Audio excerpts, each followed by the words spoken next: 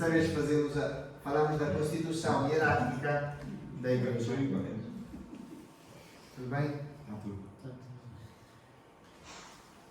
Então, a primeira coisa dizemos, lembrar aquilo que a Igreja é. Não dissemos nas outras catequeses que a Igreja é um mistério de comunhão entre Deus e os homens.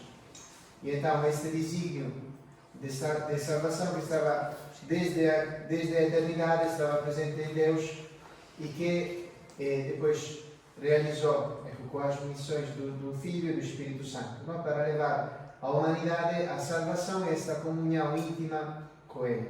Então, comunhão com Deus, através da comunhão com a Igreja, e comunhão também entre todos os batizados.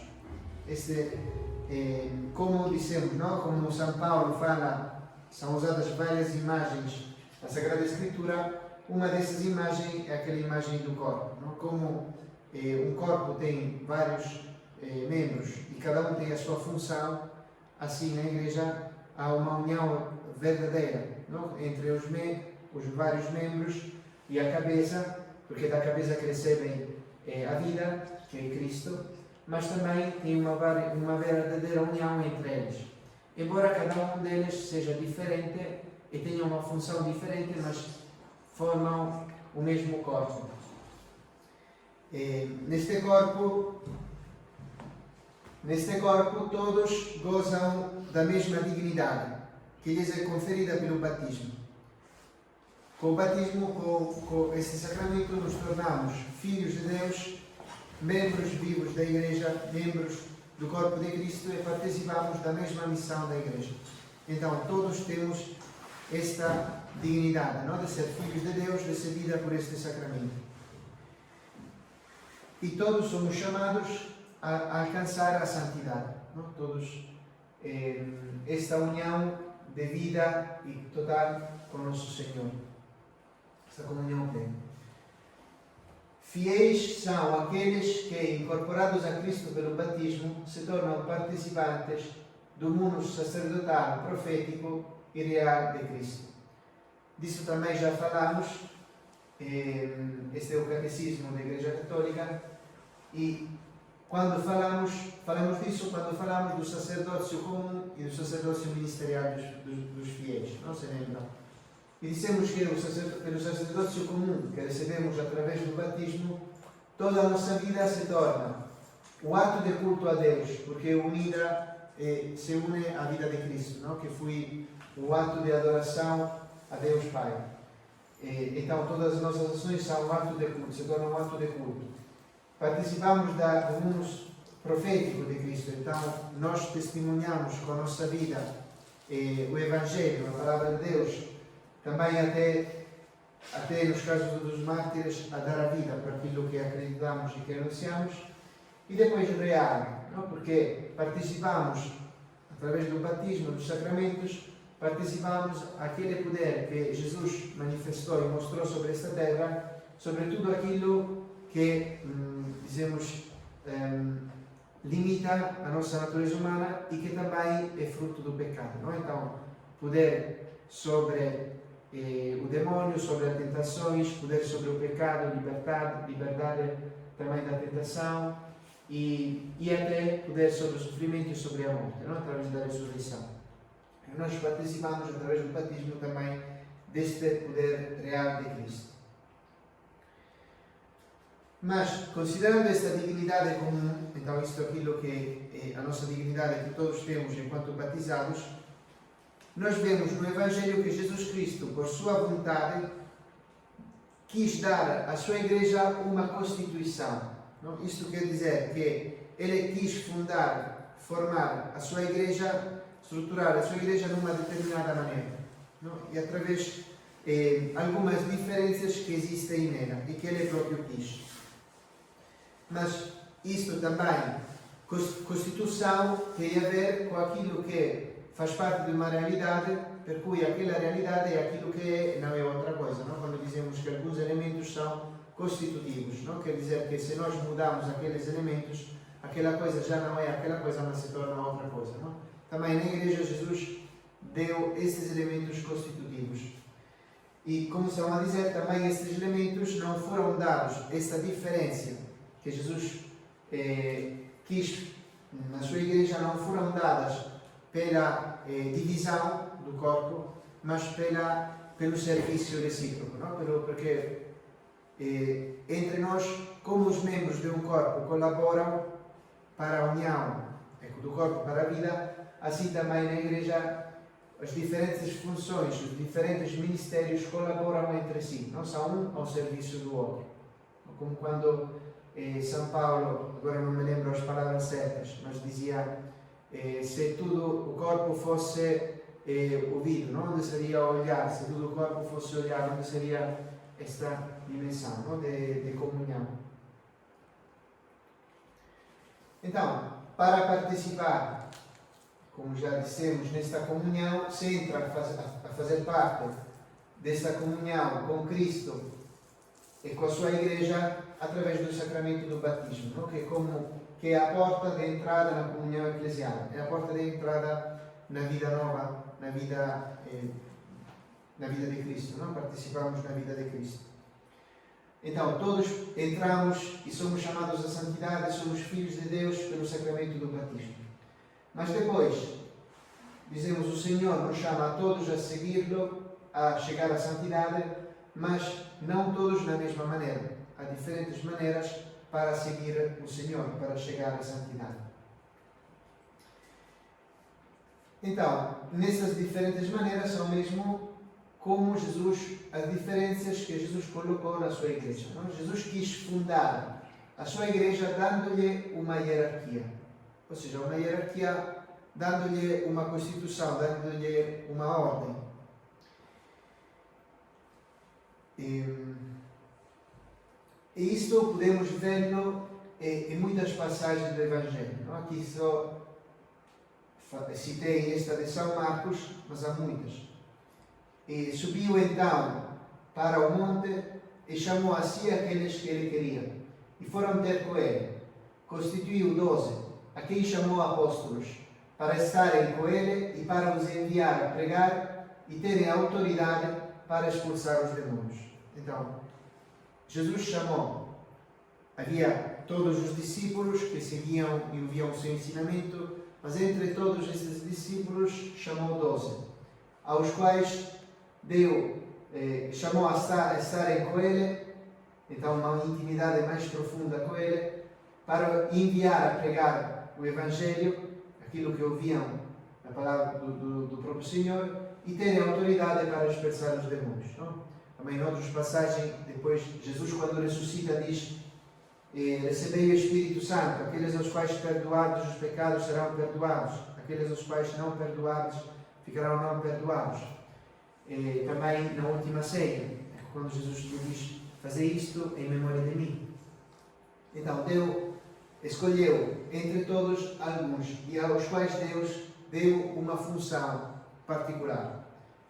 Também vemos isto quando Jesus coloca entre estes grupos, então, dos 12, ainda escolhe um e o coloca como chefe deste grupo, não São Pedro, ao qual deu as chaves, então o poder de administrar o perdão dos pecados, que é simbolizado pelas chaves, e também, depois da ressurreição, lhe disse de apacentar o seu rebanho, não? Deu esta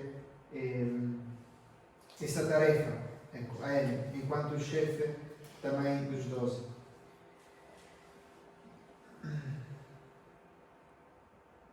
Então, os apóstolos, como dissemos outra vez, depois colocaram, transmitiram essa sua função e estes poderes recebidos pelo Senhor, transmitiram aos seus sucessores. Não? Quando colocaram como chefe das várias igrejas que eles fundavam, os primeiros bispos.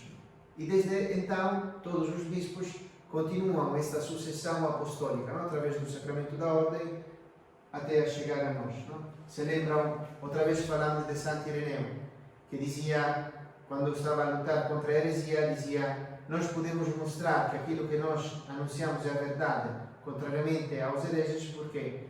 Porque aquilo que eu ensino, o recebi, por minha vez, de quem foi o bispo antes do que eu, que até quando não chegou ao primeiro apóstolo, não? Que deu começo a esta sucessão. Enquanto o sacerdócio comum dos fiéis se realiza no desenvolvimento da vida espiritual, vida de fé, esperança e caridade, vida segundo o Espírito, o sacerdócio ministerial está ao serviço do sacerdócio comum. Ordena-se ao desenvolvimento da graça batismal de todos os cristãos. É um dos meios pelos quais Cristo não cessa de construir e guiar a sua igreja.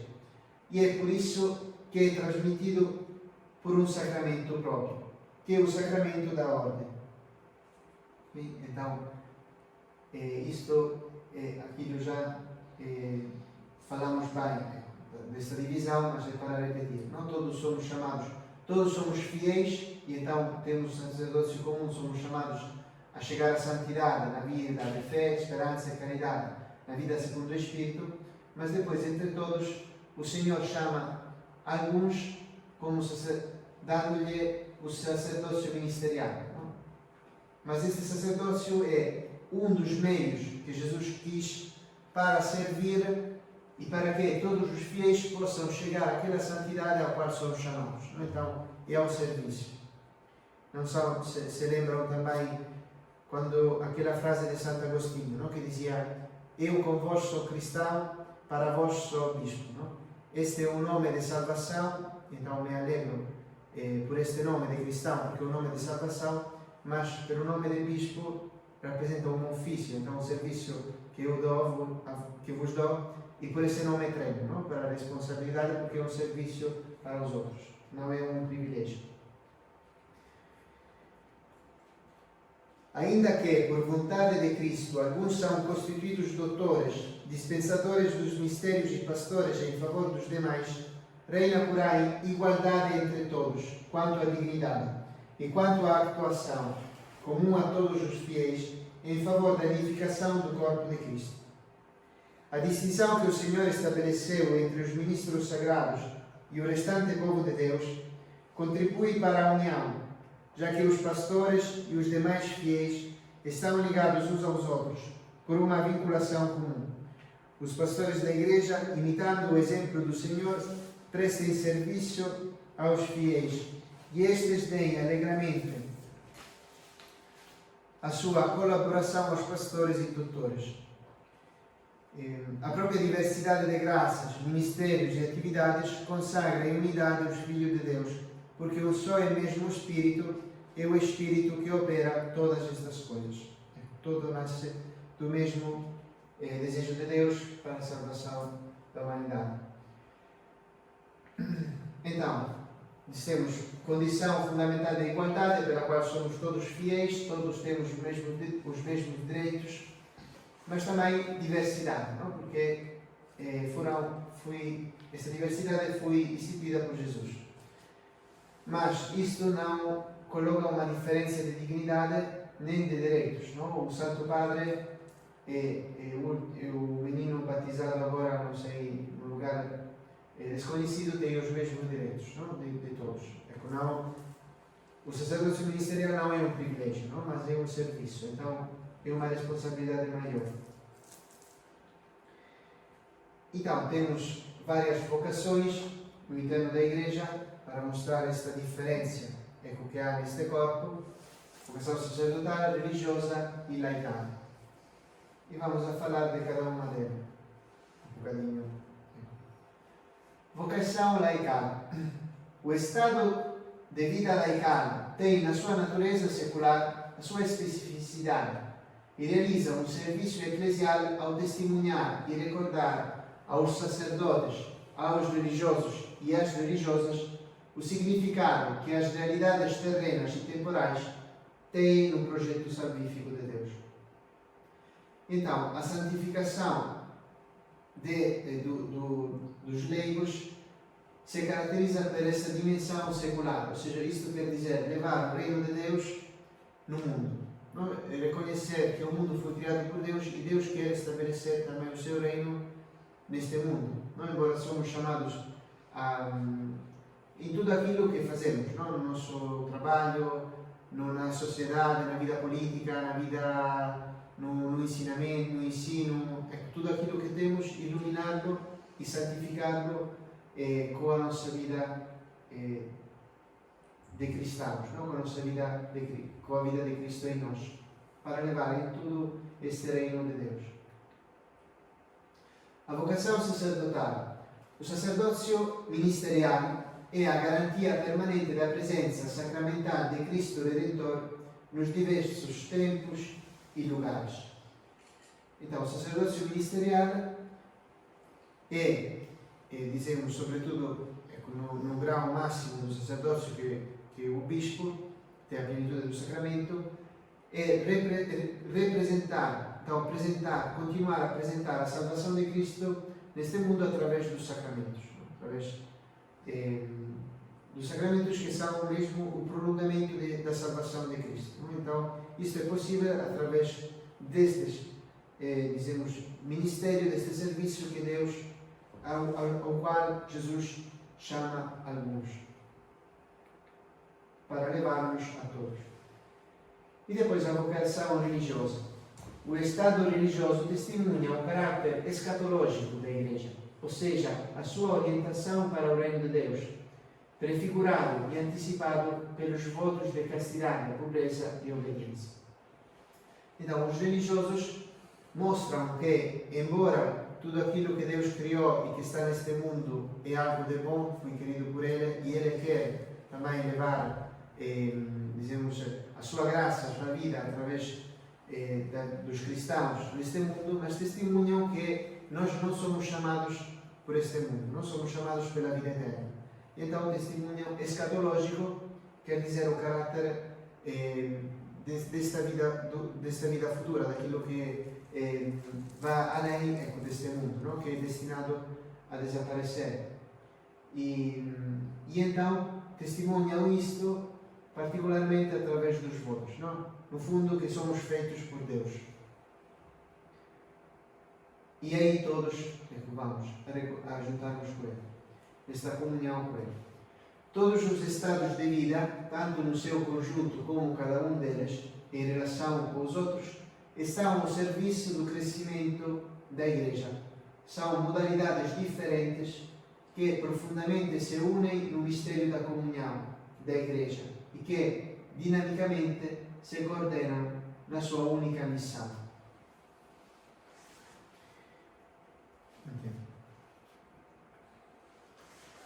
Agora queria fazer, só para saber, uma pequena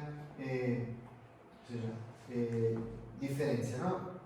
Estamos a falar da constituição da Igreja e dissemos que Jesus deu uma constituição hierárquica à sua Igreja. Para dizer que a vida religiosa, embora pertença de uma maneira especial à vida da Igreja, mas não é parte da hierarquia, a não ser que o religioso é ordenado também sacerdote. Porque a hierarquia depende da ordenação sacerdotal, da ordenação do sacerdócio. Então, nesta foto, que são as últimas profissões, e aqui está representado o povo português, por esses nossos dois irmãos, temos 1, 2, 3, 4, 5, 6 religiosos, ok? Mas destes 6 religiosos, só um pertence à hierarquia da Igreja, porque é sacerdote, não? Pela ordem. E então, os religiosos, se não são sacerdotes, não pertencem à hierarquia da Igreja. Não? Por isso, lemos no Código de Direito Canônico, de ambos estes grupos, hierarquia e leigos, existem fiéis que, pela profissão dos conselhos evangélicos, se consagram a Deus de modo peculiar e contribuem para a missão salvífica da Igreja. Então, é algo que faz parte, tem um papel muito importante na vida da Igreja, testemunha a sua santidade, mas não faz parte da hierarquia. De facto, o elemento fundamental da constituição da hierarquia da Igreja é a ordenação, o sacramento da ordem. Aqui temos na imagem uma ordenação episcopal.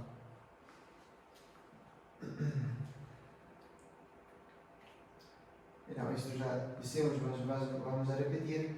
No direito divino existem dois tipos de sacerdócio: o sacerdócio comum, recebido com o batismo, e o sacerdócio ministerial, com o sacramento da ordem. A primeira coisa que queria dizer, direito divino quer dizer aquilo que foi revelado por Deus e que, dizemos, não pode ser alterado por nenhuma autoridade humana.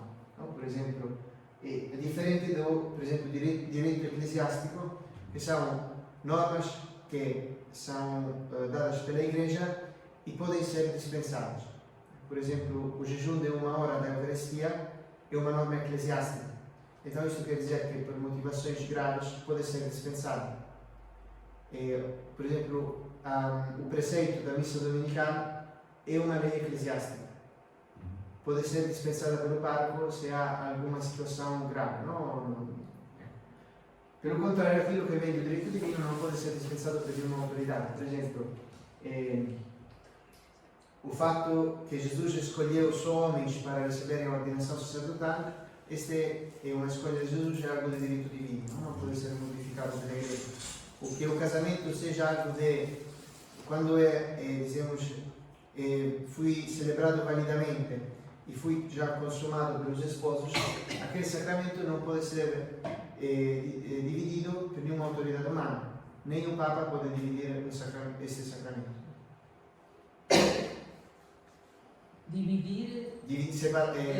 Anular. Okay. Aquilo que normalmente se faz nos processos de anulamento não é anular o casamento, que se aconteceu não pode ser anulado, mas é reconhecer que desde o primeiro momento aquele casamento nunca aconteceu, porque faltava um elemento essencial para que se pudesse celebrar aquele casamento. Então, o ministério sacerdotal tem a ver com o serviço. Não o serviço, porque ministério é a palavra em si, quer dizer serviço. E como dissemos, é ao serviço dos fiéis. Não? O sacramento da ordem tem o rosto do serviço, por vontade do próprio Cristo.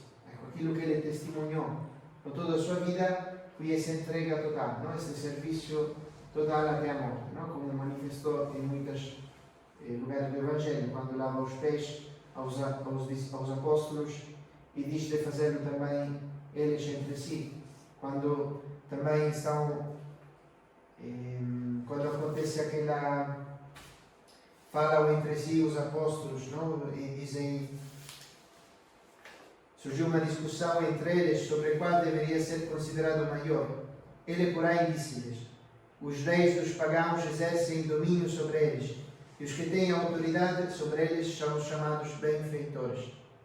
Vós, porém, não sejais assim. Pelo contrário, o maior entre vós seja como o mais novo, e o que manda como o que serve. Quem é de fato o maior, o que está reclinado à mesa ou o que serve? Não é o que está reclinado à mesa? Ora, eu estou no meio de vós como o que serve.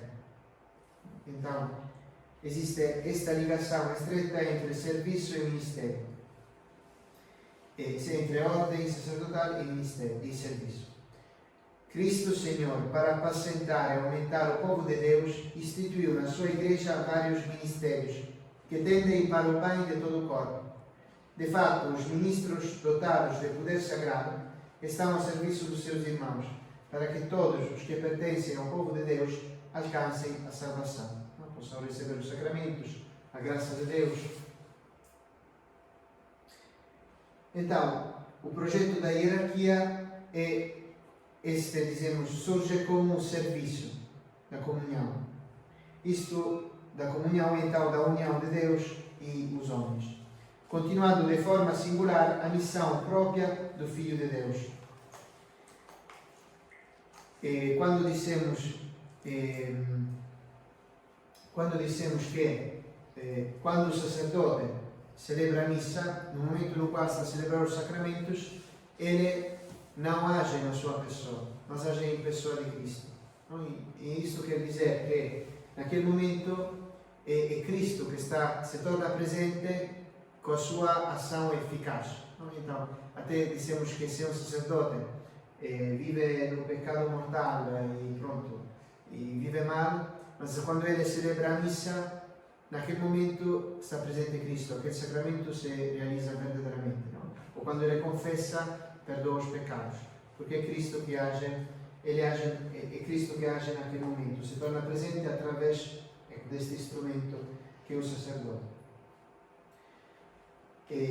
A tradição da Igreja chama este ministério sacramento, através do qual os enviados de Cristo realizam e dão como dom de Deus aquilo que eles próprios não podem realizar nem dar. Isto é importante. Eles dão, este é um sacramento que vem de Jesus, que dá se chama aquele poder sagrado para realizar coisas que eles próprios não podem realizar. Então o sacerdote não é simplesmente um que vem escolhido da comunidade, não como se é quando nós elegemos, não. Elegemos. Quando nós elegemos, não sei, o Presidente da República, é diferente. Naquele caso nós estamos com a nossa escolha a dar algumas autoridades ao Presidente, que pode fazer algumas coisas porque nós damos essa autoridade. Neste caso não é assim, não é a comunidade que dá esta autoridade, porque esta autoridade não vem de nenhum homem, mas é Jesus mesmo que dá a sua autoridade. Então, o sacerdote age na sua pessoa, não é uma autoridade que recebe pelos homens. E dá aquilo que de si próprio não pode dar. E este é o sacramento da ordem. Temos três graus de participação no sacramento da ordem. A plenitude do sacramento da ordem está no bispo. O bispo tem a plenitude do sacramento. E neste caso, este bispo é também cardeal, mas o fato de ser cardeal não acrescenta nada à ordem. É um título, não é parte do sacramento. Não? O sacramento tem 3 graus, que é o bispo, que tem a plenitude da ordem. Depois, os presbíteros, que a palavra quer dizer ancião, e aqui pomos um sacerdote ancião para testemunhar o presbítero. E o primeiro grau é o diácono. Então, o bispo exercita este poder, dizemos, em plenitude. Os presbíteros o exercitam em comunhão com o bispo e como seus ajudantes. E o diácono serve aos 2 graus superiores, os 2 graus, dizemos, dos presbíteros do bispo, com o seu serviço na caridade, na liturgia, também poder pregar o Evangelho, celebrar alguns sacramentos.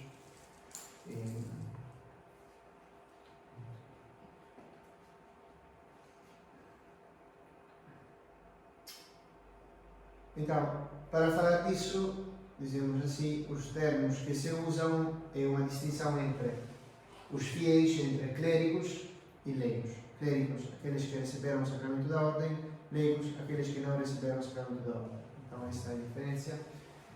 Para não confundir, hoje a palavra leigo tem também outro sentido, não? Sobretudo na vida social, quando dizemos que uma instituição laica, leiga, quer dizer que não, ou seja, separada da fé, não separada da qualquer religião, ou qualquer credo. Não é, tem esses dois sentidos. Aqui colocamos outro presbítero do povo português, Padre Rui, ancião, ainda mais sempre do outro, que agora está a exercer o seu ministério na Itália.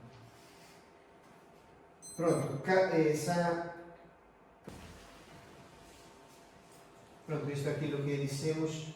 O enviado do Senhor fala e atua não com a sua própria autoridade, mas em virtude da autoridade de Cristo. Não como membro da comunidade, mas falando-lhe em nome de Cristo. O ministério sacramental na Igreja é um serviço prestado em nome de Cristo. Tem um caráter pessoal e uma forma colegiada. Agora vamos a ver o que isto quer dizer.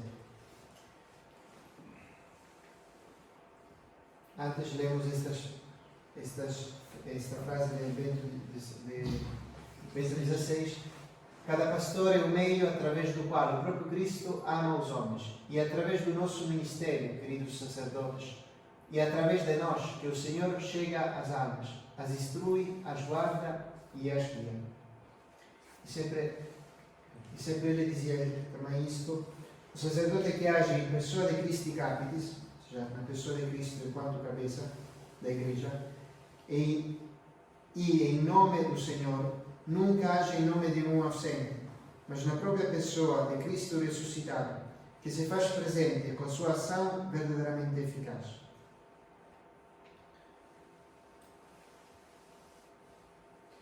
Então, a dimensão hierárquica é associada ao sacramento da ordem e também ela assume uma estrutura própria. Como dissemos, temos vários graus do sacramento da ordem. Os primeiros graus do sacramento, o episcopado e o presbiterado, participam no sacerdócio hierárquico de Cristo, enquanto o diaconado, terceiro grau da ordem, habilita para o exercício do ministério em ligação com os bispos e os presbíteros. A Igreja, por instituição do próprio Cristo, prevê, em suma, uma organização hierárquica, formada pelo sucessor de Pedro, o Romano Pontífice, pelo Colégio dos Bispos, em comunhão com ele, sucessores dos apóstolos, e pelos presbíteros, seus coadjutores, bem como pelos diáconos, estes últimos não para o sacerdócio, mas para o serviço. Esta hierarquia tem esta ordem. E na plenitude é no sacramento da ordem. Okay? Os bispos têm a plenitude do sacramento da ordem. Também o Santo Padre é o bispo de Roma, não é? Ele é bispo, tem a plenitude do sacramento da ordem. Este santo é um santo do qual já falamos outras vezes. E agora vamos a ver se vocês sabem quem é. Irmã Paula não pode responder. Então, deve ser, pelo menos deve participar a um dos primeiros graus da ordem, que é o sacerdote do segundo do terceiro, que é o sacerdote do bispo. Benissimo, grande. Este Santo Inácio de Antioquia, que era um bispo, faleceu mais ou menos no ano 100 e qualquer coisa. 100 e tal. Então, mesmo no primeiro tempo. E fui martirizado comido pelas velhas no circo, no Coliseu. E ele já, temos muitas cartas que ele escreveu, ele já mostra esta divisão na igreja, não? esta constituição hierárquica. Ela, a igreja de Filadélfia, que não é a igreja dos Estados Unidos, porque ainda não eram descobertos, mas é uma cidade, agora acho que se chama Macedônia, Grécia, outros lugares. É a minha eterna e contínua alegria, especialmente se os fiéis são uns com o bispo e os seus presbíteros e com os diáconos escolhidos na mente de Jesus Cristo, que segundo a sua vontade os confirmou com o seu Espírito Santo.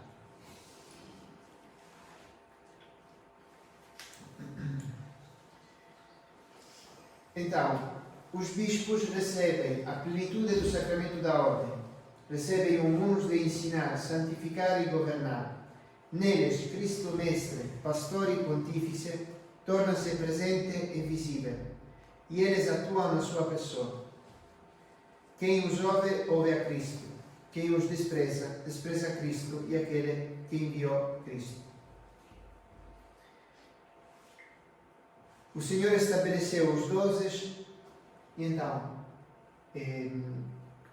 vemos no Evangelho como dissemos, esta vontade de Jesus e escolheu os 12. Mas também a sua vontade em frente destes 12 era de formar com eles um colégio, um grupo estável, que é o grupo dos 12.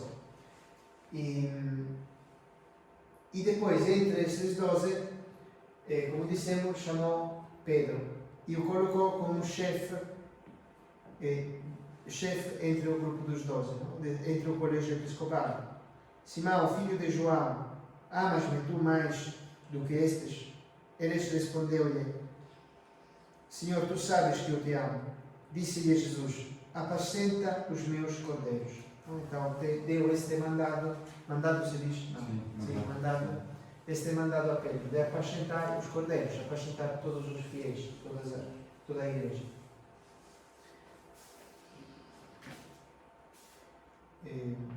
Então, podemos dizer que, assim como por instituição do Senhor, São Pedro e os restantes apóstolos formam um colégio apostólico, assim, de igual modo, estão unidos entre si o Romano Pontífice, sucessor de Pedro, e os bispos, sucessor dos apóstolos. Como num certo sentido, Pedro sobrevive no Papa, também os 12 sobrevivem no colégio. Então, a distinção que devemos fazer é entre, de um lado temos o colégio dos 12, no qual também faz parte de São Pedro, então, o colégio apostólico, no qual também faz parte o Romano Pontífice, e também, outra distinção é o Romano Pontífice enquanto chefe deste colégio. Então, o Papa é membro do colégio, porque Pedro era um dos 12, mas também é o chefe do colégio. Não está essa distinção. E esta vontade, dizemos, de dar, de chamar os apóstolos e constituí-los como um grupo estável, foi testemunhada sempre na história da Igreja, sobretudo se pensamos, por exemplo, nos concílios ecumênicos. Desde os primeiros séculos, quando havia decisões importantes, se juntavam em concílio ecumênico. Então, o chefe ou o seu representante, o representante do Papa, com os bispos, para tomar decisões sobre a Igreja. Também havia muita comunhão. Quando havia uma eleição de um bispo, trocavam cartas, não? Para augurar-se amizade, paz, ajuda, para dizer que tinha este vínculo entre si, não? Esta comunhão entre as várias igrejas. Segundo a qual, uma disciplina primitiva, segundo a qual os bispos de todo o orbe comunicavam entre si com o bispo de Roma, no vínculo da unidade, da caridade e da paz. Também falamos também disso uma das catequeses. Até temos algumas cartas de São Clemente, que foi o terceiro, quarto Papa, e ele escrevia, aconteceu uma crise na igreja de Corinto, e ele escreveu uma carta para fazer, dizemos, ajudar que esta crise se pudesse resolver. Então manifesta-se que desde sempre a igreja de Roma tinha um lugar particular em frente de todas as outras. E São Clemente também ele morreu à volta do 190 e qualquer coisa. Então é muito cedo, não? E já manifesta esta dimensão da igreja. Mas também na ordenação, esta dimensão de colégio se manifesta ainda hoje, com a antiguíssima tradição, na ordenação de um bispo. Porque na ordenação do bispo, normalmente participam 3 bispos. Ou seja, para ordená-lo em si, precisa só um bispo, porque é um bispo que ordena. Mas esta dimensão de colegialidade se manifestou desde a antiguidade nesta presença de mais do que um bispo, naquela liturgia de ordenação. Uma pergunta, talvez seja ignorância minha, mas eu faço a mesma. Nesta fotografia vemos o Papa e um número de cardeais. Esse número simboliza alguma coisa ou...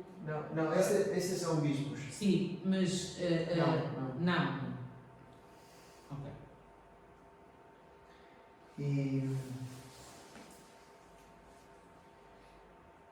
Então, vamos a ver o chefe deste colégio é o Papa. Não? É membro, mas também chefe. O Papa é o princípio perpétuo da unidade visível de todos os fiéis, não? Porque estamos a dizer, a ele cuidado desta tarefa e também dizemos tudo aquilo que é preciso para apacentar o rebanho de Cristo. Enquanto vigário de Cristo, tendo recebido dele o encargo de apacentar as suas ovelhas, goza de poder ordinário, supremo, pleno, imediato e universal, que pode sempre exercer livremente sobre todos os fiéis, tanto leigos como pastores. Depois, quando este é o poder sobre os fiéis e sobre todos os fiéis, então também sobre os pastores. Então, o que quer dizer poder supremo? Consiste no facto que as suas deliberações não necessitam de nenhuma aprovação. Não? Nem do colégio do bispo, ele pode exercer a sua autoridade também independentemente do colégio do bispo, enquanto ele é o chefe.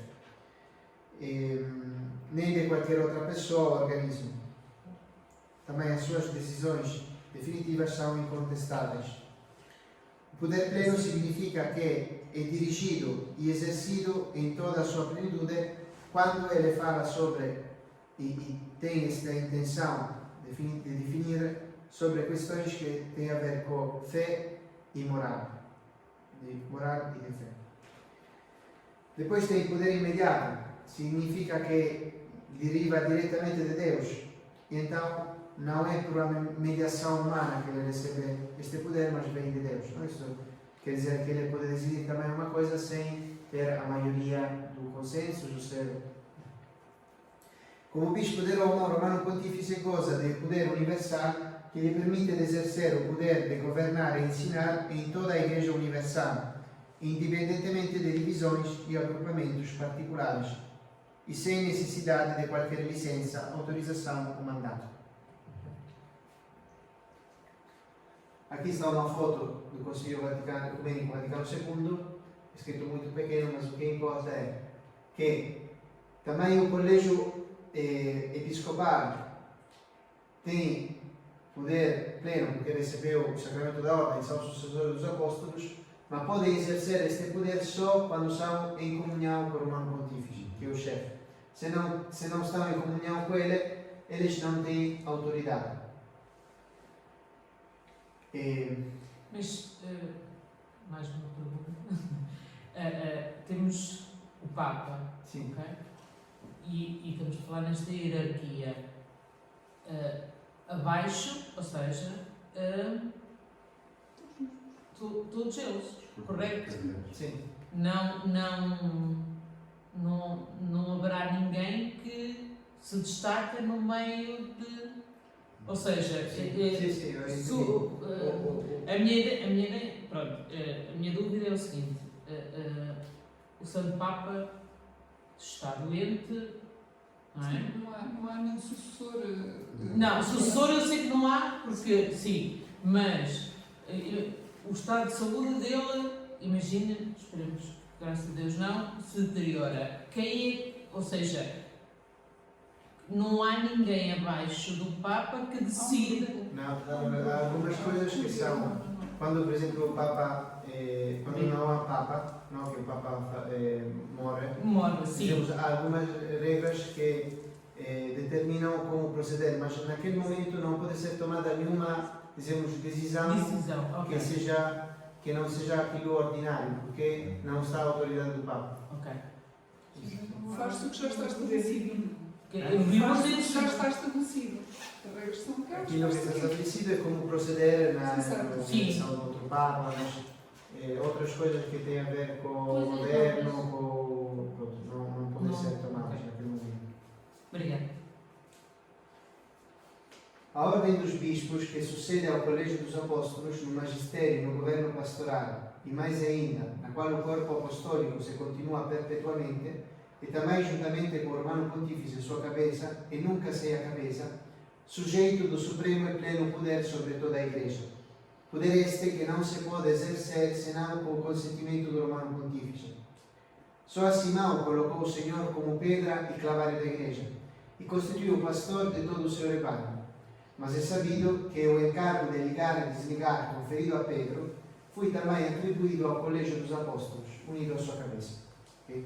Então, Porque o poder pleno, dissemos, é no sacramento da ordem e no máximo, dizemos, no grau, na plenitude do sacramento, que é o episcopado. Mas o Senhor, entre este grupo, que é o grupo dos apóstolos, colocou São Pedro como chefe. Então, é um bispo colocado como chefe dos apóstolos, não? Que é o bispo de Roma. E então, por essa razão, eles também têm o poder pleno, não? Sobre a Igreja, mas não podem exercê-lo se não estão em comunhão com o chefe.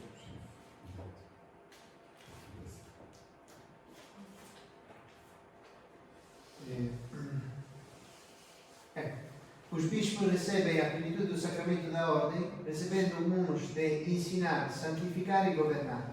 Neles Cristo, mestre, pastor e pontífice, torna-se presente e visível, e eles atuam na sua pessoa. Cada bispo é, na sua diocese, vicário de Cristo, pastor da porção da Igreja que lhe foi confiada, mas também sucessor dos apóstolos, responsável pela missão apostólica da Igreja. Não? Isso quer dizer que o bispo não é vicário do Santo Padre, mas é vicário de Cristo na sua diocese, não? Porque ele é bispo. Mas, pronto, deve viver e administrar em comunhão com o Santo Padre. E também não é só a ele é entregada uma porção do povo de Deus, naquela igreja particular, mas ele também tem uma missão apostólica para toda a igreja. Não? Isso se vê em particular quando temos os concílios, reuniões especiais dos bispos que manifestam esta sua missão que é aberto, dizemos, a toda a igreja.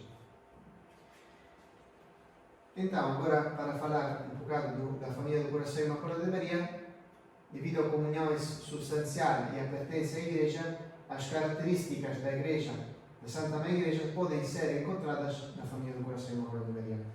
Mas, primeira coisa que devemos dizer, na família do Coração Imaculado de Maria não há uma estrutura hierárquica. Não? Dizemos que a hierarquia tem a ver com o sacramento da ordem e os graus do sacramento da ordem.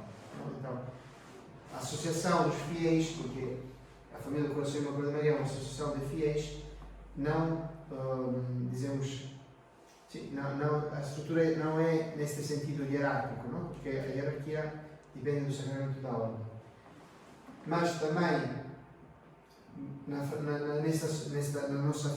do Coração Imaculado de Maria, vemos os elementos constitutivos, dizemos, ou semelhanças, não? Com elementos constitutivos da Igreja. Então, a primeira coisa, aquilo que dissemos, que todos os membros, todos os cristãos, todos os fiéis têm a mesma dignidade, porque são chamados todos à santidade, embora por caminhos diferentes, também isto se vê, dizemos, na família do Coração Imaculado de Maria, no sentido que todos somos, dizemos, remidos pelo sangue de Cristo e Deus nos chama à santidade plena, segundo a nossa missão.